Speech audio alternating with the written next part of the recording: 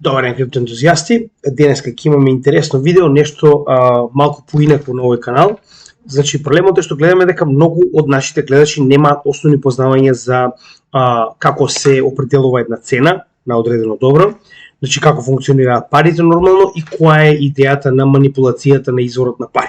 Што се основни работи кои што мораме да ги разбереме со цел да разбереме како моментално функционира економијата, зборуваме за слободна пазарна економија, како и моментално како се определува цена на одредено добро, вклучувајќи ги нормално криптовалутите во оваа ситуација и нормално како против вредноста на пари има директна улога и низината инфлација во целата оваа ситуација.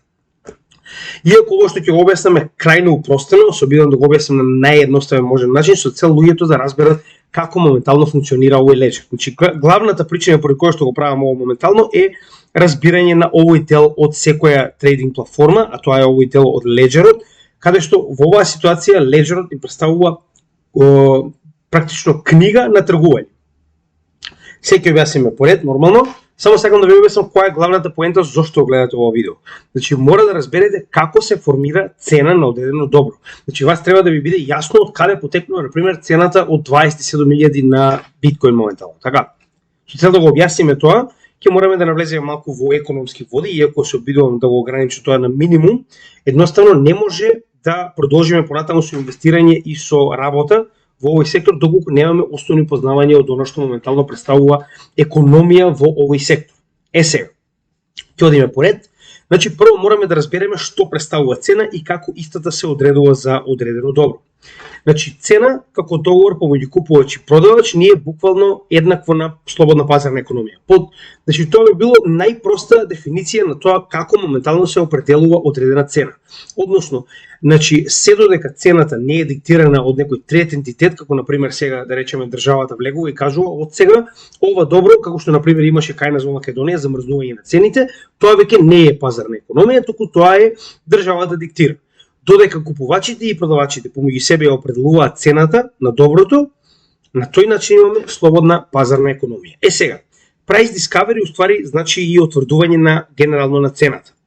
Значи, како самиот процес функционира, со тоа што значи со интеракции помеѓу купувачите и продавачите се сетира цената по која што се продава и купува одредено добро. Значи, тоа е основата како функционира. Со тоа што во однос со тоа, значи, како функционира моментално пазарот, значи, она бидување, значи, практично на некој начин ово би било, замислите дека сте на пазар, така, значи, вие, например, пред вас гледате, не знам, појма немам, портокали, јаболки нека бидат. Значи, вие со купувачот и продавачот, вие фактички комуницирате со човекот кој што ги продава моментално јаболките и се договарате, значи, колку ќе биде цената. Иако цената може би е напишана, не знам, 30 денари по килограм, значи вие се договарате и му велите, јас сум спремен да платам 25.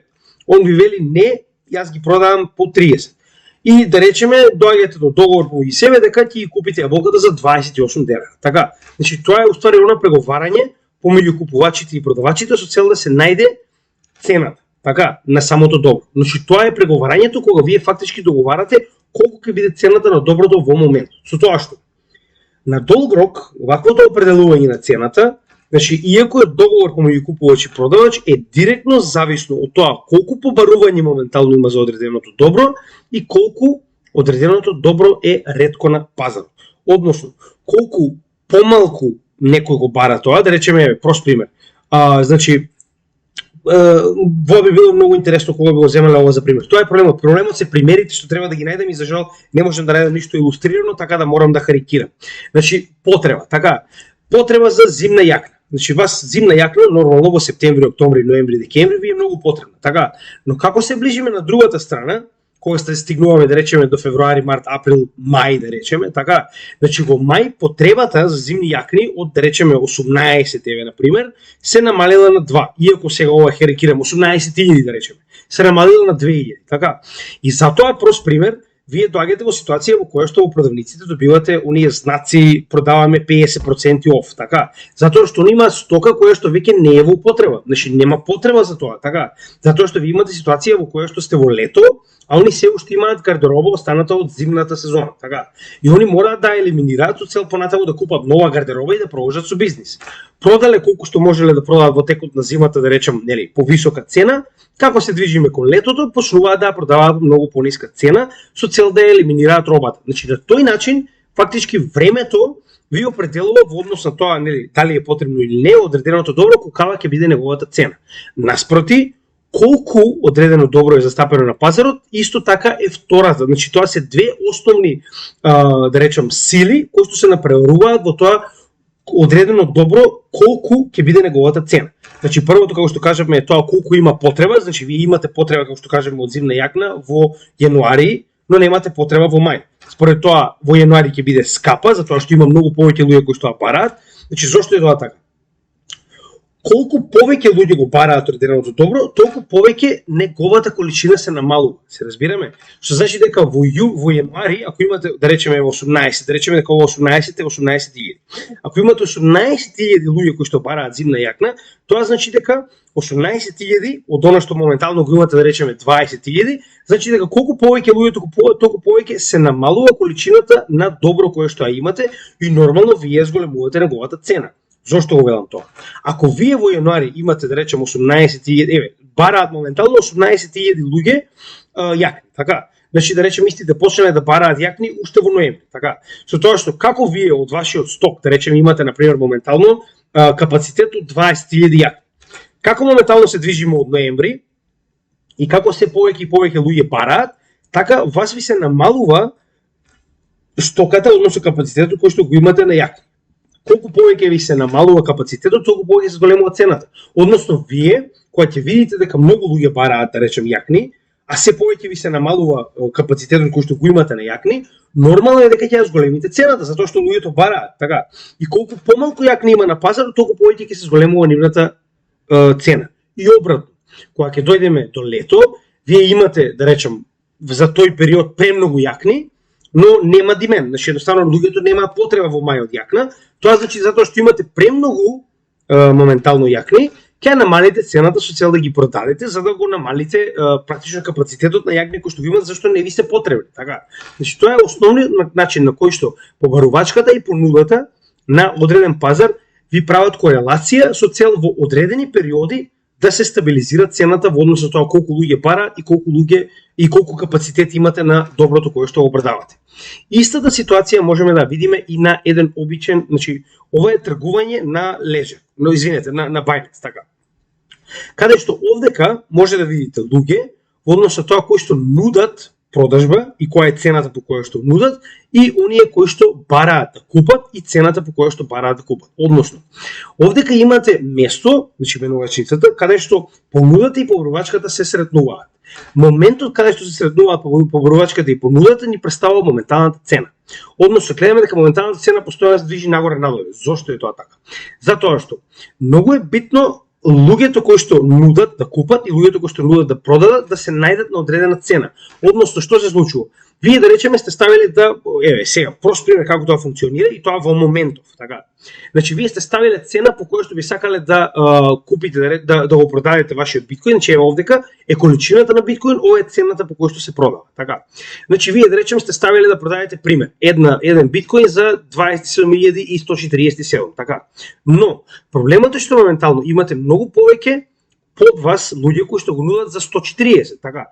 Тоа значи дека они го нудат $7 поевтино биткоинот од вас. Што значи дека ако вие останете на 7, никогаш нема да го продадете, така. Што значи за да бидете компетитивен и вие да може да продадете, вие мора да намалите цената на 140 со цел да се сретнете со понудите кои што моментално луѓето ги имаат за биткоин. И обратно, во оваа ситуација, доколку вие сакате да го купите моментално, еве да речеме, биткоин за 27.140, а се продава за 143, вие ќе мора да ја подигнете вашата цена со цел да купите. Односно, овдека имаме практично меч, односно се совпаѓаат понудите и побарувањето. Да речеме дека овдека има некој што сака да продаде 137, овдека има некој што сака да купи за 137, се поклопуваат еден со друг и на тој начин тој што сакал да продаде, продал, тој што сакал да купи, купил по цена која што се утврдува моментално на пазарот. Значи ова што вие постојано го гледате нагоре и надоле на цената е тоа. Тоа е буквално, значи практично се погодуваат еден со друг, се неутрализираат купувачите и продавачите. Со тоа што ако се повеќе имаме луѓе кои што продаваат, нормално е дека ќе се напреваруваат цената да се на некој начин намали. Зошто го велам ова? Значи, ако вие имате огромен број на продавачи, а имате мал број на купувачи, они ќе се напреваруваат цената да биде практично што по-ниска за да успеат да продадат, затоа што немате купувачи. Односно, кога ќе се вратиме на овој чарт, тоа значи дека ако имате премногу луѓе кои што сакаат да продадат, тоа значи дека имате премногу demand, односно имате, премногу supply, односно имате премногу од тоа добро на пазарот кој што сакате да го продадете, а нема доволно купувачи, односно нема луѓе кои што го бараат тоа. И обратно. Кога имате преголема количина во овој дел, односно премногу луѓе кои што сакаат да купат, а немате доволно до некои што сакаат да го продаваат, имаме обратна ситуација во која што овие луѓе моментално се обидуваат да ја зголемат цената. Зошто го велам тоа? Значи вие се надавате. Ако некој ставил над вас, значи 142, имате 140, вие нема да купите. Тоа значи дека вие треба да ставите 143 со цел да бидете првиот на листата кој што би бил потенцијално услужен од оние кои што имаат да продадат. Односно, кога кажавме ова, тоа значи дека имаме премногу луѓе кои што сакаат да купат, но не доволно од оние кои што сакаат да продадат, односно од количество на ова добро на пазарот. Значи мислам дека ова е јасно, доколку не, ќе ве замолам повторно вратете го, слушнете го целиот овој дел со цел да разберете како функционира овој леџер, односно како купувачите и продавачите со однос на тоа колку имаме луѓе што продаваат и купуваат, ја движат цената нагоре и надоле поради овој надпревар. Значи надпреварот помеѓу нив кој би имал најповолна цена за купување и продавање, ја покачува и снижува цената постојано. Сега, значи како што кажаме, цената директно зависи од количината на доброто на пазарот и поборувачката за истото. Но тоа најчесто сами треба да го определиме. Сега ова е тоа. Значи вие сами определувате дали за вас моментално биткоин вреди 27.120, така. Значи вие можете да кажете не вреди толку за мене, јас ќе ставам на пример ордер моментално, значи тоа што на мерошиците може да оставите, значи вие може да ставите овдека ордер дека сакате да купите на пример наместо 27 на 26.000. Односно вас моментално според вашата проценка вие сметате дека еден биткоин е 26.000. Што значи кога ќе го запишете ова како наредба од вас, значи системот ја става вашата наредба ваму многу доле на 26.000, што значи дека ако вашата проценка е добра и цената се придвижи надоле поради тоа што во оваа ситуација вие цените дека е 26.000, така, тоа значи дека има премногу од ова на пазарот и затоа очекувате цената да се намали. Колку повеќе го има на пазарот, толку цената ќе се намали и вашата наредба ќе биде исполнета. И обратно, доколку очекувате да продадете, значи во оваа ситуација нормално, но цената за вас е премногу ниска, и мислите дека има премногу луѓе кои што ќе сакаат да купат, значи вие практично ставате на другата страна 29.000 и на 29.000 практично доколку цената се придвижи до 29 и вашата проценка е точна, дека навистина имало премногу луѓе кои што сакаат да купат на пазарот, значи нормално колку повеќе луѓе сакаат да купат на пазарот, толку повеќе ќе се напреваруваат да купат, што значи дека ќе ја дигаат цената нагоре и ќе дојдат до вашата наредба од 29.000 каде што вие практично ќе го продадете според цената која што сте очекувале дека за вас е доволна. Значи, на тој начин што еднаш ќе кажам, вие определувате дали одредено добро за вас има соодветно висока или ниска цена. Според тоа одлучувате дали истото ќе го купите. Значи, гледате како функционира. На крајот од денот вие не мора да продадете и да купите, останува на вас. Ако вие сметате дека не е моментот, може да ставите ордер или да почекате, кога цената ќе се придвижи до она што за вас е прифатливо да купите или да продадете. Сега, тоа ќе не донесе во следниот дел. Односно, ова беше делот со леџерот, кај што објаснивме како моментално функционира, односно определување на цената како леџерна менувачница, како функционира леџерот на менувачницата во утврдување на цената. Значи, ова не е леџер како леџер технологија, туку ова е леџер како леџер книга на купување и продавање. Порано тоа го правеле со книга, каде што биле запишувани наредби за купување, наредби за продавање и потоа биле истите практично меч, односно биле спарувани во однос на тоа дали е прифатлива цената за едните и за другите, за купувачите и за продавачите, и на тој начин е практично заклучена продажбата и купопродажбата практично. Сега, цената покажува колку доброто е ретко на пазарот. Зошто е ова битно? Значи, реткост на пазарот представува, како што кажавме, ова, значи supply. Колку одредено нешто е поретко на пазарот, нормално е дека неговата цена ќе биде повисока. Значи, пак ќе се вратиме на кратко овде. Зошто е тоа така? Затоа што колку е поретко на пазарот, значи толку помалку има за луѓето кои што им е потребно. И на тој начин колку е помалку, значи луѓето ќе се напреваруваат со тоа кој ќе плати повеќе за да го купи она што е преостанато на пазарот. Сега ќе кажем еден прост пример за да ви стане јасно како функционира реткоста на пазарот, затоа што реткоста на пазарот е основниот принцип по кој што практично се движиме кога сакаме да купиме или продадеме нешто. Затоа и многу пати кажуваме дека 21 милион биткоини е редок ресурс. Значи истата ситуација и со злато, затоа овие ограничени ресурси од типот на злато, сребро, не знам, диаманти, биткоин, затоа што има многу мала количина која што е потребна на пазарот. Колку е помала оваа количина, толку повеќе цената ќе биде висока, затоа што луѓето се напреваруваат што повеќе да акумулираат, затоа што овој ресурс е редок. И уште побитно, значи не секогаш луѓето го акумулираат за да го искористат, некогаш го акумулираат затоа што се свесни дека неговата цена и понатаму ќе продолжи да расте. Истата ситуација е со биткоин. Така, сега, како може да настане редкост? Значи може да настане поради unequal distribution of resources, односно кога несоодветно се распределени ресурсите. Значи практично во оваа ситуација најчесто ова се случува кога државата ќе интервенира, односно кога државата ќе почне да ги сетира цените, тогаш се случува нееднакво дистрибуирање на ресурси, но битно е да го знаеме како еден од моментите што може да се случи во ваков тип, значи кога имаме нееднакво алоцирање на ресурси, одредени места каде што нема да има доволно, нели, scarcity, во оваа ситуација каде што нема да има доволно тој ресурс, нормално ќе има многу повеќе поскапи цени затоа што во тој, да речем, реон нема доволно. Сега ќе го покажеме тоа во пример, само да го завршам ова. Rapid decrease of supply, тоа значи rapid decrease of supply во превод значи брзо намалување на количината која што е на пазарот.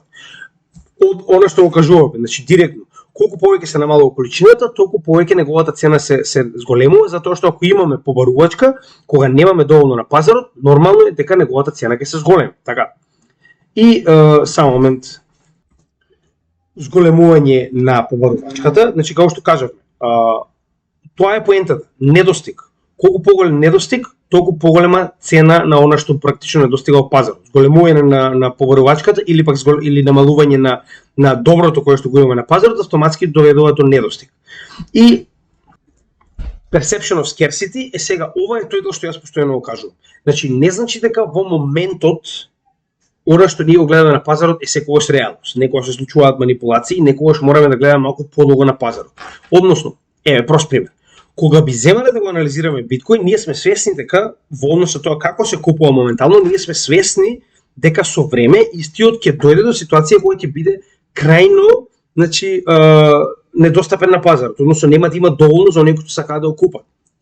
Во оваа ситуација, значи перцепцијата за недостиг, значи во оваа ситуација ние сме свесни за таквата перцепција во иднина и на тој начин ние знаеме дека е потребно да го купиме сега затоа што сме свесни дека во иднина истиот ќе престане да постои. Исто така може да биде и во моментов, доколку поради одредени причини самиот пазар покажува дека имаме недостиг на истото. Сега, недостигот на истото, значи цената покажува колку доброто е ретко на пазарот. Се разбираме?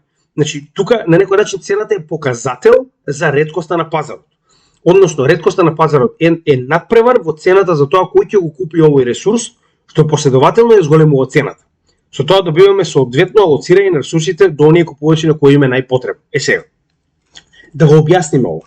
Значи, вие не може да знаете дали имате недостиг на нешто додека цената не ви го каже тоа. Зошто го велам ова? Прост пример. Да земеме производство на пченка, така. Тоа е жито во оваа ситуација. Значи, ние имаме производство на жито 100%, да речеме од 2022 година. Сега сме 2023. И поради некоја причина доаѓаме до ситуација во која што само 10% од житото е моментално достапно. Има напад на инсекти, што и да е. Нешто се случило и 90% од претходната година од житните култури не успеале. Успеале само 10%. Сега, како ова, значи ќе се преточи во цена? Односно, ако претходната година ние, например, сме купувале цена од, да речем, сега харикирам ја, стварно не знам колку е, 100 денари по килограм жито, така. Значи, во оваа година, вие од 100% производство на жито имате само 10. Што значи дека имате огромно намалување на количината на жито која што е достапно на пазарот. Сега, ако вие претходна година сте плаќале по 100 денари за килограм жито, сега имате само 10% од целокупната залиха на жито за продажба. Тоа значи дека овие кои што имаат потреба да го купат житото, да речеме пекарите, ќе дадат многу повисока цена. Зошто го велам тоа? Затоа што ќе се напреваруваат помеѓу себе кој да ги купи овие 10%, затоа што имате премногу мала количина на пазарот. Односно се враќаме овде, каде што количината на пазарот ви е намалена драстично и поради ова, значи вие морате да се напреварувате за тоа кој ќе ја купи. Претходно кога имало изобилство 100%, нормално цената била негде околу 100 денара. Сега да речеме дека јас имам пример, одредена голема пекара каде што ми е потребно, нели, житото го мелам, понатаму произведувам брашно и правам, не знам, кифли, така. Значи јас сега сум спремен да платам 100 денари, но некој доаѓа и вели, само 10% е достапно, јас сум спремен да платам 115. Што значи дека ако јас не ја качам понудата да платам 116, овој човек, овие преостанали 10% ќе ми ги купи и јас нема да имам жито со кое што би можел да работам. И на тој начин, затоа што имате премногу намалена количина, јас и останатите, да речем, пекари, ќе мораме да се напреваруваме кој ќе даде што поголема цена за да ги купиме овие 10% за да можеме да продолжиме со производство. На тој начин, вие автоматски, значи, двајца пекари и некоја голема фабрика, да речеме, за леб. Така, во оваа ситуација, значи, ние практично ќе се напреваруваме за тоа кој ќе купи од преостанатите, практично овие 10% и на тој начин ќе качиме цената на житото соодветно на моменталната залиха. Значи, тоа е пазарна економија. Во оваа ситуација, цената сама се коригира во однос на побарувачката и понудата, во однос на тоа колку од ова добро имаме на пазарот. Значи, ова е прост пример за тоа. Така, каде што во оваа ситуација, значи, оној кој што е поголем, нормално ќе има соодветна поголема сума да не надбидува, значи да има подобра понуда, и истиот ќе може, на пример, да купи многу повеќе од житото, затоа што има повеќе капитал. Сега во оваа ситуација, значи, на тој начин доаѓаме до момент каде што ќе мораме да се напреваруваме што можеме повисоко да платиме и на тој начин ја дигаме цената еднаква на количината која што имаме на пазарот, која што за разлика од претходната година е само 10%. Мислам дека сега е многу појасно како тоа изгледа, да речем во оваква радикална ситуација за да ви стане јасно од каде се до тоа потекнува. Сега, ова е само половина од темата, зашто е тоа така? Затоа што до сега разговараме само за определување на цената, односно како во слободна пазарна економија се определува цената. Сега мораме да разбереме дека во слободна пазарна економија, нормално и во било која економија во светот, имаме втор дел од дрвенката кој што представуваат парите. Односно, парите ни представуваат медиум со кој што ние практично го заменуваме за да добиеме одреден ресурс, одредено богатство. Значи да речеме дека сите овие ствари кои што би сакале да ги купиме, ќе ги наречеме богатство. Така, затоа што не се само ресурси. Некогаш купуваме услуга, некогаш купуваме нешто друго. Така да поради оваа причина, значи ќе наречеме дека се што не представува пари во светот, а може да се купи, го нарекуваме богатство во оваа ситуација. Сега, или капитал, како и да е, богатство ќе речеме. Значи парите се право на богатство, односно ресурси, парите не се богатство. Зошто е тоа така? Значи ова е кажано од господин Дейвид Кортен. Значи ова е многу добро и на место кажано и сега ќе објасниме зошто е тоа така. Значи вие кога имате пари, имате тоалетна хартија во боја, тоа што ние постојано окружуваме. Но истите вас не ви даваат ствари се додека не ги замените. Односно, парите повторно представуваат вредност. Зошто? Вие практично одделувате дел од вашето време во текот на денот со цел да бидете наградени со парични средства кои што понатаму може да ги замените за одредени добра. Значи во оваа ситуација, значи рековме богатство нека биде, така. Затоа што пак ќе кажам, не се само добри, имаме и услуги, имаме и останати работи кои што не може да ги скажеме во еден збор, едноставно како и да е, богатство, така. Со тоа што, значи, убаво кажано од негова страна, парите не представуваат директно богатство. Значи, парите представуваат само момент кој што може да го замените за одредено богатство. Сега, исто така, како и секое добро, значи, ова правило важи и за парите. Се разбираме? Тоа е оно што сакам да ви го објаснам сега моментално. Инфлацијата е уствари ова кај парите. Зошто го велам ова? Колку повеќе испринтани пари на пазарот, толку повеќе нивната вредност паѓа. Сега, потреба за пари најчесто имаме секогаш, но како и да е, во оваа ситуација директно е поврзано со supply, односно со моменталната количина на пари на пазарот. Сега, овде ќе имаме интересен пример, да речеме со цена на едно кафе, така. Значи, како моментално цената се сменила од 70-тите до 2022 година. Преку објаснување на инфлацијата на самите пари. Значи, прост пример. Вие во 1970 година сте можели да купите кафе за 25 центи. Така. Со тоа што постепено, како се зголемувала количината на испринтани пари пуштени на пазарот, вие автоматски се зголемува и цената по која што би можеле да купите иста тукава количина на кафе. Човека не е проблем ресурсот ни е во нормал, така. Значи немаме никаква, да речем, недостиг на кафе во светот, така. Значи да речеме дека се замрзнале и кафето ни е постојано на исто ниво, исто производство и нема никакво поместување во неговиот supply, во неговата количина. Но имаме поместување во другиот ресурс, кој што во оваа ситуација за замена ни представува парата. А колку повеќе пари се произведени и пуштени во оптек, толку повеќе, значи истата ситуација, толку повеќе се намалуваат цените во однос на парите за кои што ние ги менуваме.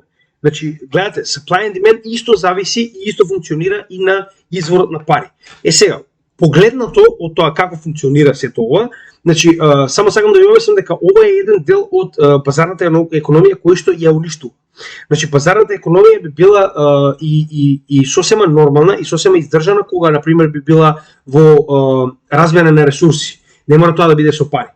Но, парите се сегмент кој што моментално ја манипулира пазарната економија, да истата на некој начин даде погрешни знаци за тоа дали одредено добро го имаме во количина или не, поради принтањето на пари. Зошто го велам ова?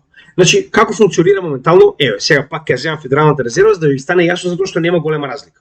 Значи, ви имате централна банка која што во Америка се нарекува Федерална резерва, така.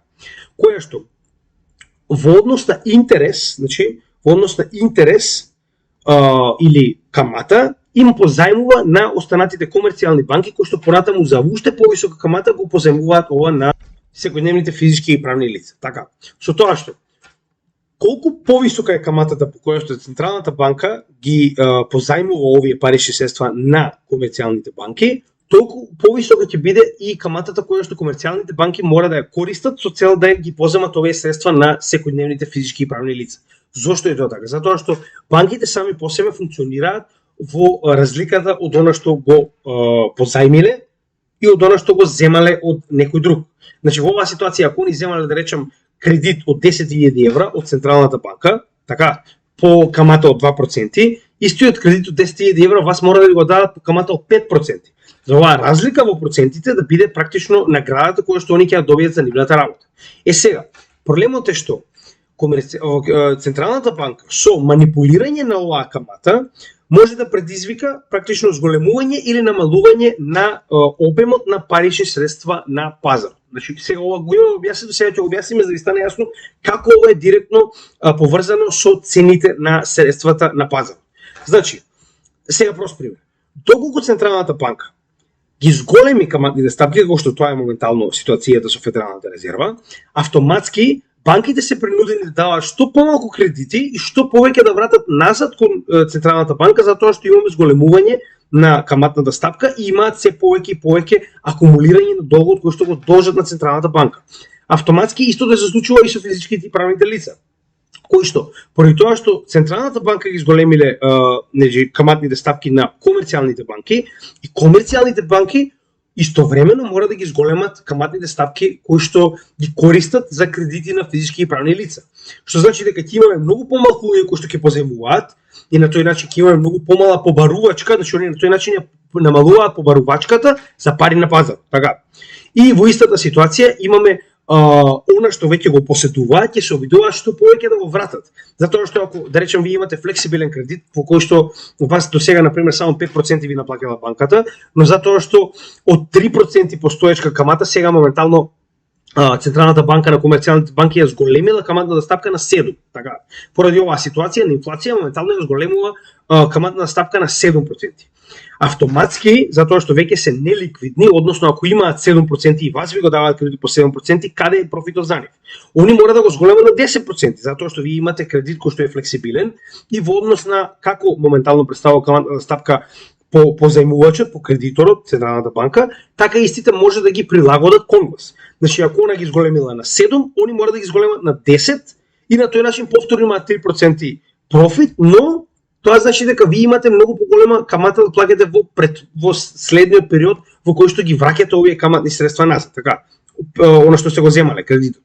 Така да поради ова, значи не само што ќе имаме многу помалку луѓе што ќе сакаат да позајмат пари од ново испринтаните, туку ќе имаме многу повеќе луѓе што ќе сакаат да ги вратат парите назад.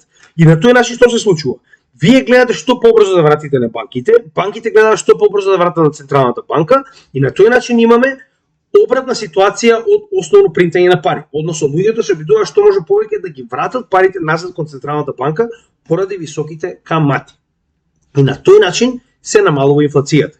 И обратно, кога имаме периоди во кои што Централната банка ги намалува во оваа ситуација, значи каматите по кои што ги позајмува своите пари кон комерцијалните банки, нормално дека и комерцијалните банки ќе бидат посклони кон практично давање средства на пазарот по многу пониски камати. Значи, знаете и сами дека имаше ситуација во која што Федералната резерва даваше пари на комерцијалните банки по 0% камата. Така, што значи дека ваква ситуација нормално дека они ќе гледаат што може повеќе да земат и што повеќе да алоцираат до физички и правни лица кои што на ваквата огромна количина на пари ќе платат голема камата, дури ако е 3%. Затоа што вие практично виртуелно поземувате пари по 0 камата. Но нели, тоа е како моментално изгледа. Но тоа се двата обратни начини во кои што каматната стапка директно на економијата, значи на одредена економија во државата, или ќе инфлуенсира да имате повеќе чување на средства, или ќе инфлуенсира да имате повеќе трошење на средства. Каде што? Кога имаме зголемени каматни стапка, секој се обидува да зачува што може повеќе и гледа да потроши само на оно што е нужно. Затоа што имаме криза практично, че имаме високи каматни стапки, како што е моменталната ситуација. И обратно, кога имаме ниски каматни стапки, значи имаме повеќе капитал, овој капитал повеќе стасува на секојдневните пазари, на тој начин имаме многу повеќе трошење. И овдека практично можеме да видиме дека првенствено, значи од сите овие декади наназад, можеме да видиме дека постојано се зголемува количеството на пари на пазарот. Што значи дека постојано ќе имаме инфлација. Ова се коси со вашето менување на вашиот труд, кој што ве е награден со пари, за богатство кој што вие овие пари ги менувате во пазарната економија. Значи, затоа и уште еднаш ќе напоменам, ова е многу битно да го разберете. Значи, инфлацијата и понатаму ќе продолжи. Моментално не постои парично средство на светот, без разлика која држава е, кој што нема инфлација. Некој малку помалку, некој малку повеќе, некој многу повеќе. Но идејата е дека со време ова пак вие практично го чувате вашиот капитал, значи кога вие вашиот капитал ќе го замени, вашето време работно ќе го замените за нели пари, вие на некој начин имате резерва на капитал кој што можете понатаму да го замените за богатство, така, значи оваа капитална вредност, парите. Но не заборавајте дека поради ваквото принтање на пари, вредноста на капиталот кој што вие го чувате со време е се помала, затоа што се намалува секоја година се повеќе и повеќе поради принтањето на пари, кое што на годишно ниво е многу поголемо од она количина на пари која што се враќа назад од Централната банка. И на тој начин добиваме инфлација. Сега, затоа ќе напоменам, ова е многу битно да утврдите кога е најдобро време да замените, значи вашата капитална, да бидете свесни дека вашиот капитал со време се намалува постојано поради оваа инфлација и поради оваа ситуација да бидете значи паметни на време да го замените за соодветна вредност, без разлика дали тоа биткоин, злато или што и да е, за да не изгубите премногу капитал. Има луѓе кои што цел живот работат, собираат на страна капитал и истиот нема никаква вредност поради оваа инфлација, затоа што вие колку повеќе работите и собирате на страна капитал од типот на парични средства, значи толку повеќе истиот на годишно ниво се намалува во вредност. Значи може да видите овдека. Така, значи ова е прост пример за тоа. Значи овдека можеме да видиме дека истиот се намалил енормно на вредност, така. Значи зборуваме во оваа ситуација па практично 7 пати од прилика, не сум сигурен, претпоставувам. Значи 7 пати практично се намалил капиталот кој што вие сте го собирале од 70-тите до 2022 година за 50 години, така да имате во предвид дека тоа е една од главните проблематики со кои што се очуваме, инфлацијата. Затоа јас не сакам да чувам ништо о парични средства, затоа што губи постојано на вредност. Сега, ова е да ги објасниме парите. Значи, парите се право на богатство, ресурси, парите не се богатство, оно што сега го објаснувавме, и инфлацијата е намалување на вредноста на вашите пари со време, понуда поборувачка поради нивно принтање. Оно што го објаснивме, значи во детали преку Централната банка и моментално значи комерцијалните банки и физичките и правните лица. Сега, контрола на цената на парите преку принтање или повлекување на парите од употреба. Исто така и тоа го објаснивме, значи во детали. Значи, оно што сакам да ви го напоменам сега моментално е дека, иако ова е премногу сложено и ова е некој огромен економски систем кој што не е толку едноставен како што моментално ние го објаснивме, има многу фактори кои што делуваат од една или од друга страна. Во принцип, вака функционира една слободна економија, односно со исклучок на парите кои што се директно контролирани од Централната банка во однос до колку ќе ги има, значи ако Централната банка е дозволено да во било кое време да контролира колку supply, односно колку количина од пари ќе има на пазарот, значи дека истата постојано може да ја контролира и вредноста на самите пари, што не е веќе познато. Додека остатокот од пазарот, значи функционира според слободни економски стандарди, односно значи ова е многу добар на некој начин момент за да ви го објасниме како тоа изгледа. Значи овдека баш еден од најдобрите примери што сум ги видел. Значи вие имате ситуација во која што имате колку има побарување, колку има понудување и колку моментално се заменети. Со тоа што цената ќе си го најде точното место во моментот каде што имаме доволно побарување и доволно понуден. Така, значи практично цената е најдобриот индикатор да ви покаже колку одреден ресурс е редок на пазарот и според тоа да определи буквално најдобро алоцирање на истиот на оние кои што им се најпотребни, оние кои што имаат потреба, кои што сакаат да го купат. Поради ова, мислам дека беше клучно да објасниме како функционира една слободна пазарна економија и како моментално цената е корелирана директно со ресурсите на пазарот за кои што ние ја заменуваме. Уште еднаш ќе напоменам, значи не заборавајте дека единствено цената на парите е директно корелирана со количеството кое што е дозволено да биде на пазарот од страна на централните банки. Додека се останато се одредува на практично овој начин, односно каде што купувачите и продавачите во помеѓусебно ценкање практично одлучуваат нели која е најдобрата понуда, најдобрата цена по која што треба одредено добро да биде купено или продадено. Така. Значи мислам дека сега некои работи се малку појасни, само сакам да ви објаснам како ова функционира, иако ова е кратко видео. Значи единствено сакавме да ви покажеме во принцип како функционира одредена економија и како моментално истото може да ви помогне во сваќање на она што моментално го гледаме во оваа ситуација, а тоа е леџерот на одредување на цената на одредени коини. Така да уште еднаш ви благодарам за вашето внимание. Се надевам дека ќе го следите каналот и понатаму и нели нека не ви сметаат овие некогаш економски теми, затоа што без истите едноставно не може да сватите како функционира на макроплан целата оваа криптотехнологија и криптопазар и затоа некогаш верувам дека се потребни со цел да ви бидат работите многу појасни. Така да ви благодарам, имате добар ден и се гледаме во следното видео. Поздрав од CryptoGameG.